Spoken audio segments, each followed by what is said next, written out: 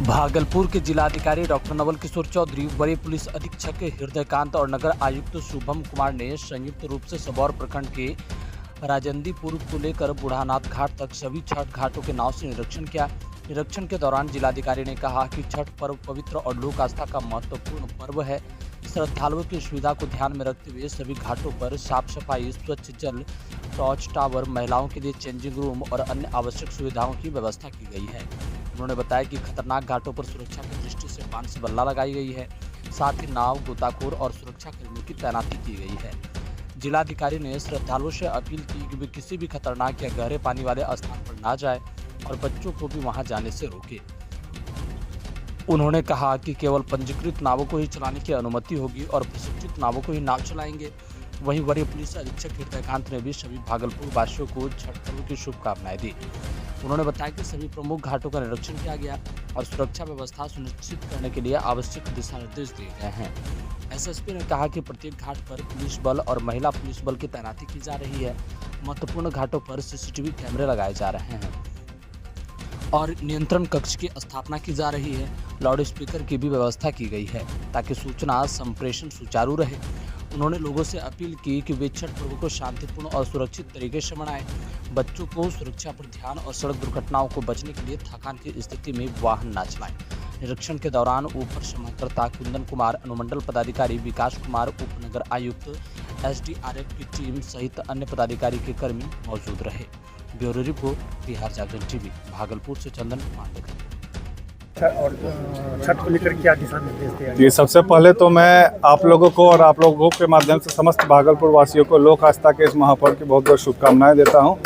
और जैसा कि आप लोग जानते हैं कि छठ का पर्व प्रारंभ हो चुका है। कल भी हमारे डीएम साहब के द्वारा और आज भी पूरे टीम के साथ शहर के महत्वपूर्ण घाटों का भ्रमण किया गया और जो भी दिशा निर्देश दिए गए हैं उसका अनुपालन हो रहा है कि नहीं, उसके बारे में हम लोगों ने मूल्यांकन किया और आगे भी इंस्ट्रक्शंस दिए हैं ताकि कल जो अर्घ्य से पहले सारी चीज़ें हम लोगों की सही सलामत और दुरुस्त हो जाए। हर घाट पे फोर्स के डिप्लॉयमेंट के लिए भी आदेश निर्गत है। महिला और पुरुष दोनों में बल की प्रतिनियुक्ति रहेगी। इसके अलावा यातायात प्रबंधन के लिए भी ट्रैफिक डीएसपी को निर्देश दिया गया है और अतिरिक्त बल मुहैया कराए गए हैं। सीसीटीवी महत्वपूर्ण घाटों पे सीसीटीवी फुटेज भी रहेगा। नियंत्रण कक्ष भी बनाने कहा गया है। गोताखोर की भी तैनाती की गई है और लाउड स्पीकर की भी व्यवस्था को रखने के लिए कहा गया है। आम लोगों से क्या? आम लोगों से यही अपील है कि लोक आस्था का महापर्व जो है उसको अच्छे ढंग से मनाएं। और एक चीज़ जो 2-3 चीज़ें हैं उसके बारे में हम लोग को सतर्क रहने की आवश्यकता है। एक तो घाट पे जो डूबने की घटनाएं आ जाती है कभी कभी, तो आप जो भी आपके साथ में बच्चे हैं या टीनेजर्स हैं उन पे हम लोगों को ध्यान रखने की आवश्यकता है। और दूसरा, छठ का समाप्ति जिस दिन होता है, जिस दिन सुबह वाला अर्घ्य होता है, उस दिन कई लोग एक जगह से दूसरे जगह जाने के लिए प्रयत्नशील रहते हैं और गाड़ियाँ भी चलाते हैं और रात में जगह भी होते हैं, तो उस दिन सड़क दुर्घटना में सामान्यतः इजाफा देखा गया है। तो आपके माध्यम से मैं लोगों को यही अपील करना चाहूँगा कि यदि आप रात भर जगे हुए तो कृपया वाहन नहीं चलाएं, थोड़ा विश्राम कर लो, उसके बाद कहीं जाने के लिए निकले और यातायात के नियमों का पालन करें।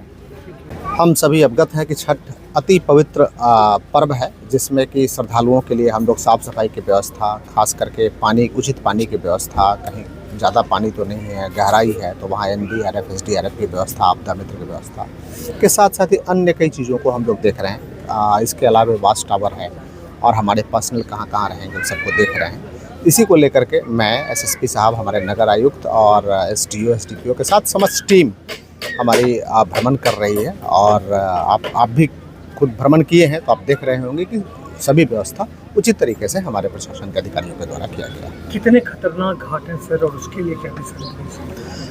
खतरनाक घाट जो है हम लोगों ने चिन्हित किया है। कुल भागलपुर में 60 ऐसे घाट हैं जिसमें कि 9 हम लोग पोखरा भी शामिल किए हैं, जिसमें कि हम लोग सारी तैयारी कर रहे हैं। और ख़तरनाक घाट में 7 से 8 घाट हमारे अभी काफ़ी ख़तरनाक है, जहाँ के हम लोग जो बांस बल्ला है इसको लेकर के बैरिकेडिंग वगैरह है और भी अन्य सुविधाएं हम लोग मुहैया करा रहे हैं। आम लोगों से क्या अपील है?